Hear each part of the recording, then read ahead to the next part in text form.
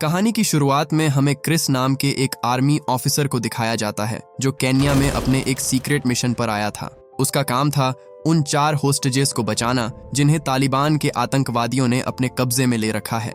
उनकी लोकेशन पर पहुंचते ही उसे पता चला कि उन्होंने 4 लोगों में से 3 को मार दिया है, पर एक अभी भी जिंदा था। उस आदमी के लिए वो लोग इतना बड़ा खतरा नहीं उठा सकते थे, इसीलिए उसके सीनियर्स उसे मिशन छोड़कर वापस आने को कहते हैं। पर क्रिस उनके ऑर्डर्स को फॉलो ना करते हुए अकेले ही उस आखिरी होस्टेज को बचाने निकल पड़ता है। उसने सारे आतंकवादियों को मार गिराया और देखा कि होस्टेज अभी भी एक आदमी के कब्जे में है। वो कहता है, जल्दी से मेरे निकलने के लिए हेलीकॉप्टर का इंतजाम करो वरना इसकी खोपड़ी उड़ा दूंगा। क्रिस की बस एक गलती और वो बेचारा होस्टेज मारा जाता, इसलिए वो शांत दिमाग से काम लेता है और अपनी गन नीचे रख देता है। वो बोला, मुझे एक फोन चाहिए ताकि मैं तुम्हारे लिए हेलीकॉप्टर बुला सकूं। पर उसने जैसे ही टेबल पर पड़े फोन की ओर इशारा किया, क्रिस उसे शूट कर देता है। उस होस्टेज की जान तो बच गई, लेकिन इस दौरान क्रिस को गोली लग जाती है। मिशन पूरा होने के बाद क्रिस अमेरिका वापस लौट आया। वो अपनी वाइफ जेसिका के साथ कुछ समय बिताना चाहता था, इसलिए वो छुट्टियां मनाने के लिए इटली चला जाता है। पर अगली सुबह जब उसकी नींद खुली तो उसने देखा कि जेसिका वहां नहीं थी। वो उसे आवाज लगाता है, पर तभी कुछ हथियारबंद लोगों ने उस पर हमला कर दिया। क्रिस उन सभी को मार मार कर उनकी हड्डी पसली एक कर देता है। पर वो जैसे ही कमरे के बाहर निकला, एक आदमी ने उसे बेहोशी का इंजेक्शन लगा दिया, जिस वजह से क्रिस बेहोश होकर नीचे गिर पड़ता है। जब उसकी आंख खुली तो उसने खुद को एक अंधेरे कमरे में पाया। उन लोगों ने उसके हाथ पैर बांध रखे थे ताकि वो हिल ना सके।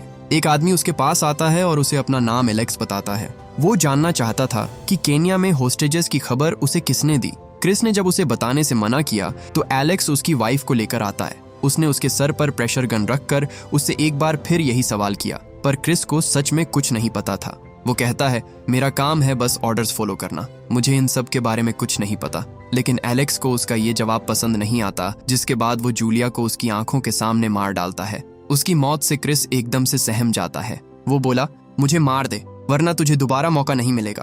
पर एलेक्स बेवकूफ नहीं था, वो बिना देर किए उसे भी गोली मार देता है। इसके बाद हम क्रिस को एक सुपर हाईटेक वेंटिलेटर पर लेटा हुआ देखते हैं। पता नहीं कैसे, पर वो उस हादसे में जिंदा बच गया था। जैसे ही उसे होश आया वो लड़खड़ा कर नीचे गिर जाता है। वो जानना चाहता था कि वो कहां पर है, पर एक लड़की उसके पास आई और उसे एक लैब में ले गई। डॉक्टर माइक उसे बताता है कि तुम आरएसटी फैसिलिटी में हो, जहां हम लोगों पर एक्सपेरिमेंट्स करके उन्हें एक नई जिंदगी देते हैं। क्रिस जानना चाहता था कि उसके साथ क्या हुआ है, क्योंकि उसे खुद से अपनी पुरानी जिंदगी के बारे में कुछ याद नहीं था। उसे सब सच बताने से पहले माइक उससे उसका नाम, रैंक और उसका सीरियल नंबर पूछता है। क्रिस ने याद करने की कोशिश की, पर उसे कुछ याद नहीं आ रहा था। माइक उसे बताता है कि तुम्हारी बॉडी हमें यूएस मिलिट्री ने डोनेट की थी। अगर हम तुम्हें यहाँ ना लाते तो शायद तुम शमशान घाट की किसी कब्र में पड़े होते। ये सुनकर क्रिस को अपने कानों पर यकीन ही नहीं होता। वो बोला, मैं जानता हूँ कि मैं जख्मी हुआ था, लेकिन मैं मरने की हालत में नहीं था। तो फिर ये कैसे हो गया? उसे लगा कि घर पर जरूर कोई उसका इंतजार कर रहा होगा। वो उनसे मिलना चाहता था, पर माइक की असिस्टेंट लीसा उसे बताती है कि यूएस मिलिट्री सिर्फ उन्हीं लोगों की बॉडी डोनेट करती है जिनकी पहचान करने कोई नहीं आता, जिसका मतलब ये था कि उसका कोई परिवार नहीं है। डॉक्टर उसे बताता है कि तुम पहले ऐसे इंसान हो जिसे हम नई जिंदगी देने में कामयाब रहे हैं। अपनी कामयाबी का एक नमूना दिखाने के लिए माइक उसके हाथ पर चाकू मार देता है। क्रिस ने देखा कि उसके हाथ से खून बहने के बजाय कुछ ब्लैक पार्टिकल्स निकलने लगते हैं। जब उसके कटे हुए हाथ को माइक्रोस्कोप के नीचे रखा गया तो क्रिस देखता है कि उसकी बॉडी के अंदर करोड़ों छोटे छोटे नैनो पार्टिकल्स घूम रहे थे, जो उसकी चोट को पल भर में ठीक कर देते हैं। माइक इस लाजवाब चीज को नैनाइट्स कहता था। इनकी खास बात यह थी कि अगर चोट जानलेवा होती तो ये बड़ी तेजी से डैमेज टिश्यू को ठीक करते थे। क्रिस ने एक चूहे को देखा जिसके अंदर के नैनाइट्स ग्लो कर रहे थे। माइक उसे बताता है कि नैनाइट्स उसके कैंसर से लड़कर उस चूहे को बचा रहे हैं। इसी तरह उसने कई एनिमल्स को ठीक किया था। जब माइक छोटा था तो वो खुद एक टेनिस चैंपियन हुआ करता था, पर कैंसर की वजह से डॉक्टर्स को उसका एक हाथ काटना पड़ा। बैठकर रोने की बजाय उसने इस बात पर ध्यान दिया कि वो क्या कर सकता है, जिसके बाद उसने खुद के लिए एक नया हाथ डिजाइन किया जो उसके असली हाथ से ज्यादा स्ट्रॉन्ग था। इसके बाद वो उसे बाकी लोगों से भी इंट्रोड्यूस करवाता है। उसने सबके शरीर में उनकी जरूरत के हिसाब से सुधार किए थे। उसकी असिस्टेंट लीसा की विंड पाइप में एक डिवाइस लगा हुआ था जो उसे सांस लेने में मदद करता था। इसके बाद वो जेसन से मिलता है जिसने इराक के एक बम धमाके में अपनी आंखें गंवा दी थीं। उसकी चेस्ट पर हजारों कैमरास लगे हुए थे जिनकी बदौलत वो ऐसी चीजें भी देख सकता था जो नॉर्मल आंखों से दिखाई नहीं देती थीं। आखिर में वो लुक से मिला जिसने अफगानिस्तान में अपने दोनों पैर गंवा दिए थे। माइक की वजह से आज वो लोग पहले से बेहतर जिंदगी जी रहे थे, पर उसकी सबसे बड़ी कामयाबी क्रिस था, क्योंकि उसने एक मरे हुए आदमी को जिंदा कर दिया था। क्रिस कुछ देर अकेला रहना चाहता था, इसलिए वो अपने कमरे में जाकर बैठ जाता है। उसने अपनी पुरानी जिंदगी याद करने की कोशिश की, लेकिन उसे अपनी पुरानी जिंदगी की कुछ धुंधली तस्वीरें ही नजर आ रही थीं। वो सोने की कोशिश करता है, पर सो नहीं पाता, क्योंकि उसे बुरे बुरे सपने आ रहे थे। मन शांत करने के लिए वो कुछ देर एक्सरसाइज करने की सोचता है, पर उसने जैसे ही पंचिंग बैग में मुक्का मारा, उसका हाथ बैग के आर पार चला गया। इसके बाद वो कंक्रीट पिलर पर अपनी ताकत आजमाता है, और वो यहाँ भी निराश नहीं होता, क्योंकि वो नैनाइट्स उसकी सारी चोटों को सेकंडों में हील कर दे रहे थे। उसने जब डंबल्स उठाए तो 100 किलो के वजन भी उसे ऐसे महसूस हो रहे थे जैसे वो बच्चों के खिलौने हों। उनमें वजन नाम की कोई चीज ही नहीं थी। वो कुछ सोच ही रहा था कि तभी उसने लीसा को देखा, जो पानी में स्विमिंग कर रही थी। उसने पूछा, तुम अभी तक सोए नहीं? जिस पर क्रिस उसे बताता है कि उसे बुरे सपने आ रहे हैं। उसे ये थोड़ा अजीब लगता है, क्योंकि जब उसे कुछ याद ही नहीं है तो बुरे सपने कैसे आ सकते हैं। लीसा उसकी परेशानी समझती थी। वो दोनों एक बार में आकर ड्रिंक करने लगते हैं, जिससे क्रिस की उलझन थोड़ी कम हो गई। लेकिन जैसे ही वहां लगे स्पीकर्स में म्यूजिक बजा, क्रिस के सर में बहुत तेज दर्द होने लगता है। उस म्यूजिक से उसकी गहरी यादें जुड़ी थीं, जिस वजह से उसकी सारी मेमोरीज वापस लौट आती है। उसे याद आ गया था कि उसका और उसकी वाइफ का मर्डर हुआ था, और ये भी याद आ गया था कि उन्हें किसने मारा था। लीसा उसे रोकने की कोशिश करती है, पर अपनी वाइफ की मौत का बदला लिए बगैर वो रुकने वाला नहीं था, जिसके बाद वो उन कातिलों की तलाश में निकल जाता है। माइक उससे पूछता है, तुम कहाँ जा रहे हो? फौरन यहाँ लौट आओ। पर क्रिस को एक अधूरा काम पूरा करना था, इसलिए वो उसकी नहीं सुनता और वहां से चला जाता है। उसे अब याद आ गया था कि उसकी वाइफ को किसने मारा था। उसका नाम लेते ही उसके सारे न्यूरॉन्स एक्टिवेट हो जाते हैं। माइक ने जब उसके ब्रेन के विजुअल्स को मॉनिटर पर चलाया तो उसे पता चला कि एलेक्स एक बहुत ही खतरनाक टेररिस्ट है, जिसने कई मासूमों की जान ली थी। क्रिस के शरीर में लगे नैनाइट्स उसे पूरी दुनिया के इंटरनेट से जोड़ देते हैं, जिसके बाद उसने बस कुछ ही सेकंड्स में उसके बारे में इंटरनेट पर मौजूद सारी जानकारी निकाल ली। क्रिस ने इंटरपोल के सारे सीक्रेट फाइल्स हैक कर डाले, जिसमें से एक फाइल में उसे एलेक्स के बारे में पता चला। इसी तरह वो इंटरपोल के सारे क्रिमिनल डेटाबेस को छान मारता है। माइक उसे समझाने की कोशिश करता है कि ऐसा करना गैर कानूनी है, पर क्रिस कहाँ किसी की सुनने वाला था। उसे पता चला कि उसकी पत्नी का कातिल हंगरी में छुपा हुआ है। माइक पूछता है, बिना पासपोर्ट और वीजा के तुम वहां कैसे जाओगे? पर क्रिस के पास इस प्रॉब्लम का भी सॉल्यूशन था। उसने पास खड़े एक प्लेन का मैनुअल उठाया और उसके सारे इंस्ट्रक्शन पढ़ डाले। जिस जहाज को उड़ाने के लिए एक पायलट को सालों की ट्रेनिंग लगती है, उसे वो 2 मिनट में चलाना सीख जाता है। उधर हम एलेक्स को देखते हैं, जो बहुत डरा हुआ था। पता नहीं कैसे, पर उसे जानकारी मिल गई थी कि कोई उसे मारने आने वाला है, जिसके बाद वो अंडरग्राउंड हो जाता है। क्रिस ने पूरे जीपीएस सिस्टम को स्कैन किया, जिससे उसे ट्रैक करना आसान हो जाता है। उसने कुल 9000 कारों को स्कैन किया, सिर्फ उन 5 कारों के काफिले को ढूंढने के लिए, जिनमें से एक में एलेक्स बैठा हुआ था। वो सब एक टनल से होते हुए बॉर्डर पार करने ही वाले थे कि तभी अचानक टनल की सारी लाइटें बंद हो जाती हैं। एलेक्स का बॉडीगार्ड उन्हें आगे जाकर चेक करने को कहता है, पर तभी उन्होंने एक ट्रक को देखा जो तेज रफ्तार में उन्हीं की ओर आ रहा था। इससे पहले वो कुछ समझ पाते, क्रिस सीधा उस ट्रक को उनकी कार से भिड़ा देता है। ट्रक पलटने की वजह से आगे जाने का रास्ता पूरी तरह से ब्लॉक हो जाता है, जिससे अब ना कोई अंदर आ सकता था और ना बाहर जा सकता था। मजबूरन उन सभी को अपनी कारें वहीं रोकनी पड़ी। कुछ लोग बाहर आए ये देखने के लिए कि वहां से निकलने का कोई रास्ता है कि नहीं, पर वहां उन्हें सिर्फ लाशें बिखरी हुई मिली। उन्होंने देखा कि ट्रक ड्राइवर की सीट पर कोई नहीं था। वो लोग उसे ढूंढने लगते हैं, पर तभी क्रिस अचानक से उनके आगे आकर खड़ा हो गया। वो उन पर फायरिंग करने लगता है, पर एलेक्स की किस्मत अच्छी थी कि कार पूरी तरह से बुलेट प्रूफ थी, इसलिए उसे एक भी गोली नहीं लगी। उन लोगों ने जैसे ही उसे देखा, वो लोग उसे गोलियों से भून देते हैं। एलेक्स उन्हें जल्दी से कार स्टार्ट करके वहां से निकलने को कहता है, पर क्रिस ने कार के बोनेट में छेद कर दिया था, जिस वजह से उनकी कार स्टार्ट नहीं होती। उन्हें लगा वो मर गया है, पर वो जैसे ही उसके पास गए, क्रिस ने उन सब पर ताबड़तोड़ हमला कर दिया। पलक झपकते ही वो उन सब को मौत के घाट उतार देता है, जो देख डर के मारे एलेक्स के रोंगटे खड़े हो गए। वो जल्दी से मदद के लिए अपने दोस्त को फोन लगाता है, पर वो भी उसकी मदद नहीं कर सकता था। उनसे लड़ते वक्त क्रिस को बहुत चोटें आती हैं, पर उसके शरीर में मौजूद नैनाइट्स उसकी हर चोट को ठीक कर दे रहे थे। जल्द ही उसके नैनाइट्स अपनी पावर यूज करने की वजह से ग्लो करने लगे। क्रिस उनसे फाइट कर ही रहा था कि तभी एक आदमी ने उस पर ग्रेनेड फेंक दिया, जिसके धमाके से क्रिस दूर जा गिरा।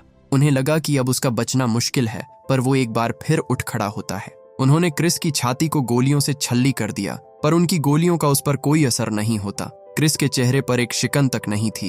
वो बस अपनी बीवी के कातिल को मारना चाहता था, फिर चाहे उसे कितनी ही लाशें क्यों ना बिछानी पड़े। बॉडीगार्ड एलेक्स को यकीन दिलाता है कि वो अंदर नहीं आ पाएगा, पर क्रिस को और भी तौर तरीके आते थे। उसने एक आदमी को उठाकर उसे ग्रेनेड समेत कार की विंडो से चिपका दिया और जैसे ही धमाका हुआ उनकी बुलेट प्रूफ शील्ड के टुकड़े हो जाते हैं। क्रिस उसे मारने के लिए आगे बढ़ ही रहा था कि तभी गार्ड ने सीधा उसके चेहरे पर गोली मारी, जिससे उसका जबड़ा टूटकर बिखर जाता है। नैनाइट्स ने तुरंत अपना कमाल दिखाया और उसे वापस जोड़ दिया। वो उस गार्ड को मार डालता है और आखिर में सिर्फ एलेक्स ही बचा था। वो कहता है, मुझे मत मारो प्लीज, माइक ने तुम्हें मेरे बारे में जो बताया सब झूठ है। पर क्रिस के कान अभी पूरी तरह से रिपेयर नहीं हुए थे, जिस वजह से वो उसकी कहीं बात सुन नहीं पाता और उसे गोली मारकर खत्म कर देता है। उसका बदला पूरा हो गया था, जिसके बाद वो अपने लोगों के पास वापस लौट आता है। उन्होंने देखा कि उसके नैनाइट्स की एनर्जी लो हो गई थी। वो लीसा से कहता है कि मैंने अपनी बीवी के कातिल को देखा। उसकी आंखों में मौत का खौफ था, लेकिन उसे मारकर कुछ नहीं बदलेगा, क्योंकि मेरी जेसिका वापस नहीं आने वाली। उन्होंने सबूत मिटाने के लिए उसकी कार को जला दिया, जिसके बाद वो उसे रिचार्ज करने के लिए वापस आरएसटी फैसिलिटी में ले आते हैं। क्रिस जब इस प्रोसेस के लिए तैयार हो रहा था, तभी लुक उसके पास आता है। क्रिस उससे पूछता है, तुम यहाँ क्या कर रहे हो? पर तभी लुक ने उसका मोटर कंट्रोल फंक्शन डीएक्टिवेट कर दिया। अब उसकी बॉडी पर कोई कंट्रोल नहीं था। लुक कहता है, तुम्हें वाकई लगा कि तुम्हारी बीवी मर चुकी है? तुम बस हमारा मकसद पूरा करने के लिए एक मामूली सा मोहरा हो। ये सब सुनते ही क्रिस के चेहरे का रंग उड़ जाता है। वो समझ गया कि यहाँ कुछ तो गड़बड़ है, पर उसे ऐसी हालत में देखकर लुक को बहुत मजा आता था। वो बोला, हम तुम में नफरत भर देंगे, तुम्हें अगला शिकार बता देंगे और बस बटन दबा देंगे। क्रिस को समझ आ गया कि ये लोग उसका इस्तेमाल कर रहे हैं, पर वो कुछ कर पाता उससे पहले ही लुक ने बटन दबाकर उसकी सारी यादें मिटा दी। इसके बाद उसके शरीर से पुराने नैनाइट्स निकालकर नए नैनाइट्स इंजेक्ट किए जाते हैं। हम डॉक्टर माइक को देखते हैं, पर इस बार उसकी चाल ढाल और बोलने का लहजा बिल्कुल ही अलग था। वो कंप्यूटर ग्राफिक्स की मदद से उसकी नई यादें तैयार करते हैं। उन्होंने सीन बाय सीन सब कुछ डिजाइन किया ताकि उसकी यादें बिल्कुल असली लगें। पता चला कि उसकी वाइफ का मरना भी उन्होंने ही प्लान किया था। इस बार वो एलेक्स के चेहरे को हटाकर उसकी जगह एक नया चेहरा लगा देते हैं। इसी तरह वो हर बार उस कातिल का चेहरा बदल देते थे जिसने जेसिका को मारा होता था। इस तरह क्रिस जब अपनी नींद से उठता था तो उसके दिमाग में एक नए आदमी की तस्वीर होती थी। माइक ने ये उसके साथ पहली बार नहीं किया था। उसके पास अपने दुश्मनों की एक लंबी लिस्ट थी, जिन्हें वो इसी तरह एक एक कर ठिकाने लगा रहा था। यादें बनते ही उन्होंने सीक्वेंस को इनिशिएट कर दिया, जिससे क्रिस वो सब यादें दोबारा से जीने लगता है। हम लीसा को देखते हैं, जो इन सब से अब तंग आ चुकी थी। वो ये सब इतनी बार कर चुके थे कि उसे क्रिस के लिए बुरा लगने लगा था। माइक उसे कहता है कि उसे भी ये सब करने में मजा नहीं आता, पर हमारे ढेर सारे दुश्मन हैं और अगर हमने उन्हें खत्म नहीं किया तो वो हमें जिंदा नहीं छोड़ेंगे। लीसा कहती है, हमारी तरह इसे भी फैसला लेने का हक है, हम इसके साथ ये सब नहीं कर सकते। पर माइक उससे वादा करता है कि ये आखिरी बार है, इसके बाद हम इस टेक्नोलॉजी को मार्केट में पेश करेंगे और जो ज्यादा पैसे देगा हम उसी के लिए काम करेंगे। उधर हम क्रिस को देखते हैं, जो एक बार फिर से वही यादें जी रहा था। उसने होस्टेज को उन आतंकवादियों से बचाया। वो अपने घर वापस लौटा। इसके बाद वो अपनी वाइफ के साथ बाहर घूमने गया, जहाँ एक नया कातिल उसकी वाइफ को फिर से मार डालता है। जब उसे होश आया तो उसे कुछ भी याद नहीं था। डॉक्टर माइक फिर से वही सब दोहराने लगता है जो उसने पहले भी दर्जनों बार कहा था। उसने क्रिस को उन नैनाइट्स के बारे में बताया और उससे मीठी मीठी बातें करके फिर से उसका भरोसा जीत लिया। प्लान के मुताबिक लीसा उसे बार में ले जाती है और जैसे ही वहाँ म्यूजिक प्ले हुआ, क्रिस को सब कुछ फिर से याद आ जाता है। बदले की आग में जलता हुआ क्रिस उसे मारने चला जाता है, इस बात से अनजान कि ये यादें उसकी नहीं थीं। माइक उससे वही सवाल पूछता है जो उसने पहले पूछे थे। क्रिस को लगा कि वो सब अपनी मर्जी से कर रहा है, पर असल में सब कुछ पहले से ही प्लान था। मैनुअल पढ़कर वो प्राइवेट जेट उड़ाने का आइडिया भी उन्हीं लोगों का था। इसके बाद क्रिस इंग्लैंड पहुंचता है, जहां उसे निक नाम के आदमी को ढूंढकर उसे खत्म करना था। जब निक को पता चला कि एक अमेरिकन आदमी उसके घर के बाहर खड़ा है, तो वो तुरंत अपने लोगों को वेपन्स लाने को कहता है, क्योंकि वो जानता था कि जो आ रहा है वो कोई मामूली इंसान नहीं है। माइक और उसका हैकर क्रिस की हर हरकत पर नजर रखे हुए थे। क्रिस जैसे ही निक के घर के बाहर आया, उसके लोग उसे गोलियों से भून देते हैं, पर उनसे लड़ने के बजाय क्रिस ने मरे होने का नाटक किया, जिससे वहां जाना बहुत आसान हो गया। इसी बीच हम एरिक नाम के एक हैकर को देखते हैं, जिसे निक ने पिछले कई महीनों से अपने बेसमेंट में बंद करके रखा था। वो उससे एक ऐसा डिवाइस तैयार करवा रहे थे जो उन नैनाइट्स को डीएक्टिवेट कर सके। एरिक कोई मामूली हैकर नहीं था। वो अपने काम में इतना माहिर था कि खुद माइक के लोग भी उसके पायरेट किए हुए सॉफ्टवेयर्स यूज करते थे। इस बात से अनजान कि वो मरने की एक्टिंग कर रहा है, निक के लोग क्रिस को अंदर ले आते हैं, पर अंदर आते ही उसने उन पर हमला कर सबको मार गिराया। निक एरिक से उस डिवाइस को जल्दी से एक्टिवेट करने को कहता है, पर ये इतना आसान नहीं था। उसे स्टार्ट होने में कुछ मिनट और लगने वाले थे। एरिक कहता है, जैसे ही ये 100% पर पहुंचे, इस रिमोट का बटन दबा देना। जब माइक को पता चला कि उनके पास एक ऐसा डिवाइस है जो नैनाइट्स को डीएक्टिवेट कर सकता है, तो माइक उसे सब कुछ छोड़कर फौरन वापस लौटने को कहता है, पर क्रिस ने उसे म्यूट कर दिया था, जिस वजह से वो उसकी आवाज नहीं सुन पाता। वो सबको खत्म करते हुए निक तक पहुंच जाता है और उसे मारने ही वाला था कि तभी निक अपनी जान के लिए उसके आगे गिड़गिड़ाने लगा। वो उसे समझाने की कोशिश करता है कि उसे झूठ कहाँ गया है, पर क्रिस के अंदर उसके लिए इतनी नफरत भर दी गई थी कि वो उसकी पूरी बात सुने बिना ही उसे गोली मार देता है। अपना काम खत्म करके क्रिस वापस लौट ही रहा था कि तभी एरिक वो बटन दबा देता है, जिससे उसके नैनाइट्स डीएक्टिवेट हो जाते हैं। माइक ने उसे दोबारा कांटेक्ट करने की कोशिश की, पर एरिक ने वहां से अगले 2 मील की दूरी तक पावर सप्लाई काट दी थी, जिस वजह से माइक उससे कांटेक्ट नहीं कर पाता। एरिक क्रिस को झटका देकर वापस होश में लाने की कोशिश करता है, पर बात नहीं बनती, जिसके बाद वो वोल्टेज बढ़ाकर दोबारा से कोशिश करता है। होश में आते ही क्रिस उसे जान से मारने की कोशिश करता है, पर एरिक ने समझाया कि वो उसका दोस्त है। एरिक ने उसके मकसद के पूरे होने का इंतजार किया, क्योंकि अगर वो उसे रोकने की कोशिश करता तो वो भी उन लाशों के ढेर में कहीं पड़ा होता। क्रिस कहता है, मैंने सपने में अपनी बीवी का कत्ल होते हुए देखा और हर बार कातिल एक अलग इंसान था। एरिक समझ गया कि उसके साथ क्या हो रहा है। वो बोला, तुझे जो सच लग रहा है वो झूठ भी तो हो सकता है। उसकी ये बात सुनते ही क्रिस को याद आया कि उसने अपनी बीवी को ढूंढने की कोशिश ही नहीं की, वो जिंदा हो सकती है। ये सोचकर क्रिस वहां से जाने लगता है, पर तभी एरिक ने उसे रोक लिया। उसने जो किया था उस हिसाब से एरिक अब माइक के लिए बहुत बड़ा खतरा बन चुका था। उसे डर था कि कहीं वो लोग उसे दोबारा ना ढूंढ लें। अगर ऐसा हुआ तो वो लोग उसके दिमाग में डाल देंगे कि मैंने तेरी बीवी को मारा है और तू हाथ धोकर मेरे पीछे पड़ जाएगा। एरिक इतना बड़ा रिस्क नहीं ले सकता था। हालांकि क्रिस ने उसे अपने शरीर से कुछ नैनाइट्स के सैंपल दिए और उससे पूछा, क्या तुम इन्हें रिप्रोग्राम कर सकते हो? वो चाहता था कि उसकी बॉडी पर सिर्फ और सिर्फ उसका कंट्रोल हो। एरिक उसकी मदद करने के लिए तैयार हो गया, जिसके बाद क्रिस जेसिका को ढूंढने निकल जाता है। उधर हम माइक को देखते हैं, जो अभी तक उससे कनेक्ट करने की कोशिश कर रहा था। काफी कोशिश करने के बाद जब बात नहीं बनी तो वो लुक और जेसन को उसे ढूंढकर उसे वापस लाने को कहता है। इसी बीच क्रिस लंदन में आता है, जहां उसका पुराना घर हुआ करता था। उसने जैसे ही दरवाजा खटखटाया, जेसिका उसके सामने आकर खड़ी हो गई। उसे देखते ही जेसिका उसे गले लगा लेती है। क्रिस उसे बताता है कि पिछले कुछ दिनों में मैंने काफी कुछ सहा है, लेकिन मैंने तुमसे वादा किया था कि मैं घर लौट आऊंगा। पर यह सुनते ही जेसिका अपने कदम पीछे कर लेती है। क्रिस को कुछ समझ नहीं आता, पर तभी उसने देखा कि जेसिका की एक बेटी भी थी। जेसिका कहती है, प्लीज यहाँ से चले जाओ, अब मेरी एक फैमिली है। क्रिस के पैरों तले जमीन खिसक जाती है जब उसे पता चलता है कि उन्हें मिले हुए 5 साल से भी ज्यादा हो चुके थे। वो बिना कुछ कहे वहां से चला जाता है, क्योंकि अब वो जेसिका बदल चुकी थी, जिसे वो जानता था। माइक पिछले 5 सालों से उस पर एक्सपेरिमेंट्स करके उसे अपने मोहरे की तरह इस्तेमाल कर रहा था। वो वापस लौट ही रहा था कि तभी एक तेज रफ्तार ट्रक उसे सामने से टक्कर मार देती है।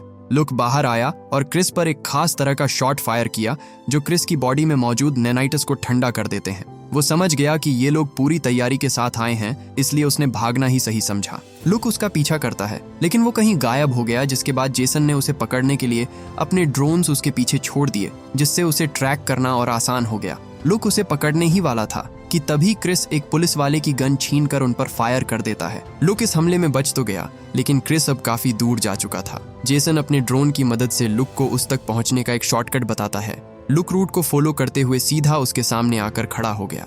वो उसे गोली मारने ही वाला था कि तभी क्रिस उस पर कूदकर उसे नीचे गिरा देता है। इसी बीच सामने से आता एक ट्रक उन्हें जोरदार टक्कर मारता है, जिससे लुक के पैर के टुकड़े हो गए। इतने बड़े हादसे में क्रिस को एक खरोच भी नहीं आती। वो उसे खत्म करने ही वाला था कि तभी जेसन उसकी बॉडी पर एक ट्रांसमीटर लगा देता है, जिससे क्रिस उनके सर्वर से कनेक्ट हो गया। सिस्टम से जुड़ते ही माइक तुरंत उसे शट डाउन कर देता है, जिसके बाद वो उसे वापस फैसिलिटी ले आए। माइक लीसा को उस हैकर को खत्म करने की जिम्मेदारी सौंपता है, पर लीसा अब और अपने हाथ गंदे नहीं करना चाहती थी, इसलिए वो उसकी बात मानने से मना कर देती है। माइक को उसका ये रवैया बिल्कुल पसंद नहीं आता, जिसके बाद उसने गुस्से में उसका रेस्पिरेटरी डिवाइस बंद कर दिया। उसके ऑफ होते ही लीसा को घुटन होने लगती है। उसकी सांसें रुकने ही वाली थीं कि तभी वो डिवाइस को फिर से चालू कर देता है। ये करके वो उसे बताना चाहता था कि उसकी जिंदगी उसके हाथों में है और अगर वो उसके खिलाफ गई या उसका हुक्म नहीं माना तो अगली बार उसकी सांसें हमेशा के लिए थम जाएंगी। इसके बाद लीसा उसके आदमियों के साथ एरिक को खत्म करने जाती है। उसने एरिक को ढूंढकर उसे बेहोश कर दिया। हालांकि उसने अपनी साइड बदल ली थी। वो उसे उन्हें सौंपने के बजाय उल्टा माइक के आदमियों को मारकर एरिक को बचा लेती है। इसी बीच माइक क्रिस से अकेले में बात करता है। उसने क्रिस के लिए एक बहुत बड़ा सिमुलेशन तैयार किया था जो उसकी असली दुनिया से हूबहू मेल खाता था। वो कहता है, अगर तुम चाहो तो ये सब कुछ तुम्हारा हो सकता है। बाहरी दुनिया में तुम्हारी कोई जरूरत नहीं, पर यहाँ तुम अपनी काबिलियत का पूरा फायदा उठा सकते हो। पर क्रिस को ऐसी जिंदगी नहीं चाहिए थी जो किसी और के इशारों पर चले। माइक समझ गया कि ये प्यार से नहीं मानने वाला, इसे वैसे ही इस्तेमाल करना होगा जैसे वो करते आए थे। लीसा माइक से झूठ बोलती है कि किसी ने उस हैकर को मेरे आने की खबर दे दी थी, इसलिए वो हमारे हाथों से बचकर निकल गया। माइक उसे अपने लिए बहुत बड़ा खतरा मानता था, इसलिए वो उसे खुद क्रिस के हाथों मरवाने का सोचता है। उन्होंने फिर टारगेट तैयार किया और इस बार वो कातिल को एरिक का रूप देते हैं। उधर लिसा उनके कंप्यूटर्स में एरिक का बनाया हुआ वायरस अपलोड कर देती है, जिससे उनका पूरा कंट्रोल एरिक के पास चला गया। क्रिस जो माइक की बनाई हुई यादों में जी रहा था, अचानक अपने सामने लीसा को देखता है। माइक को जल्द ही पता चल जाता है कि कोई उनके सिस्टम के साथ छेड़छाड़ कर रहा है, पर तब तक बहुत देर हो चुकी थी। एरिक रिवर्स कोडिंग करके एक एक कर क्रिस की यादों को मिटाने लगता है ताकि उसे एहसास हो जाए कि जो वो देख रहा है वो हकीकत नहीं है। लीसा ने उसकी यादों से जुड़कर क्रिस को सब कुछ बता दिया, जिससे वो फिर असली दुनिया में लौट आता है। एरिक की बदौलत उनका ये सिमुलेशन पूरा नहीं हो पाया था, इसलिए क्रिस को अपना पिछला सब याद रहता है। माइक लीसा को उसके की सजा देना चाहता था, इसलिए वो उसका रेस्पिरेटरी डिवाइस बंद कर देता है। पर जब उसने पीछे मुड़कर देखा तो पाया कि लीसा अभी भी जिंदा थी, क्योंकि एरिक ने उसे भी आजाद कर दिया था। माइक अपने लोगों को उन सब को खत्म करने को कहता है, जिसके बाद लुक और जेसन उसके बनाए हुए एडवांस्ड प्रोटोटाइप को अपने शरीर से जोड़कर और ताकतवर हो जाते हैं।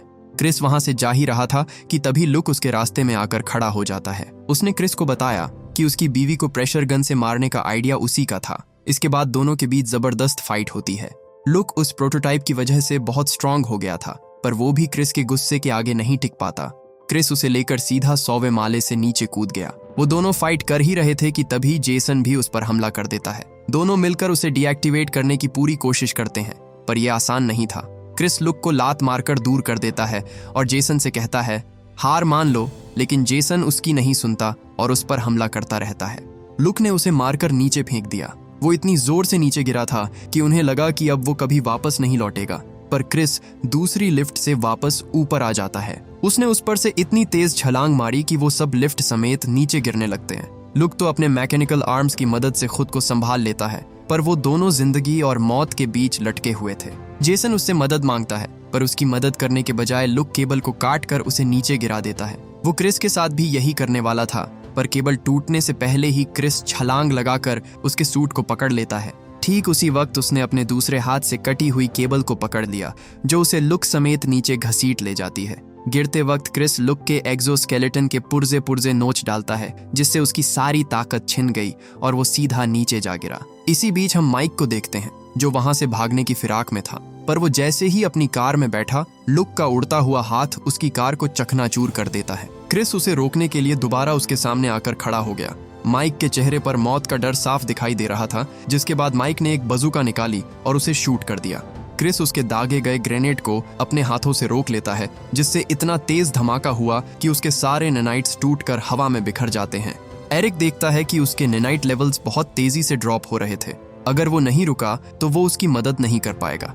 हम देखते हैं कि क्रिस के नैनाइट्स एक आखिरी बार उसकी बॉडी को फिर से रिकंस्ट्रक्ट करने लगते हैं। माइक जानता था कि अब उसमें और ताकत नहीं बची है, वो उसका कुछ नहीं बिगाड़ पाएगा। उसने एक बार फिर उस पर फायर किया, पर इस बार उसके नैनाइट्स उस ग्रेनेड के फटने से पहले ही उसके पुर्जे पुर्जे खोल देते हैं। माइक कहता है कि तुम्हारे नैनाइट्स खत्म हो चुके हैं, कुछ ही सेकंड्स में तुम शट डाउन हो जाओगे, पर क्रिस कहता है कि मुझे अब उनकी जरूरत नहीं है। उसने अपने हाथ में पड़ा हुआ ग्रेनेड नीचे गिरा दिया, जिससे होने वाले धमाके से उन दोनों की मौत हो जाती है। ऐसा लगा कि क्रिस हमेशा हमेशा के लिए खत्म हो गया। पर इसके कुछ महीनों बाद हम क्रिस को देखते हैं, जो अभी तक जिंदा था। जब उसे होश आया तो उसे देखकर एरिक बहुत डर जाता है, पर खुशकिस्मती से इस बार उसे सब कुछ याद था। एरिक उसे बताता है कि उसके मरने के बाद मैंने नैनाइट्स में कुछ जरूरी बदलाव किए और अब उसे बार बार रिचार्ज नहीं होना पड़ेगा। क्रिस एरिक को शुक्रिया कहता है, क्योंकि उसकी बदौलत उसे एक नई जिंदगी मिल गई थी। वो लीसा से कहता है, माइक ने जो किया वो पूरी तरह से गलत था, लेकिन उसने एक काम बिल्कुल सही किया। हम क्या थे, इससे ये तय नहीं होता कि हम क्या बन सकते हैं। वो फैसला करते हैं कि वो अपनी इन पावर्स का इस्तेमाल सिर्फ लोगों के भले के लिए करेंगे, ना कि किसी की जान लेने के लिए। और इसी के साथ ये मूवी यहीं खत्म हो जाती है। उम्मीद करता हूँ कि ये कहानी आपको पसंद आई होगी। Thank you for watching.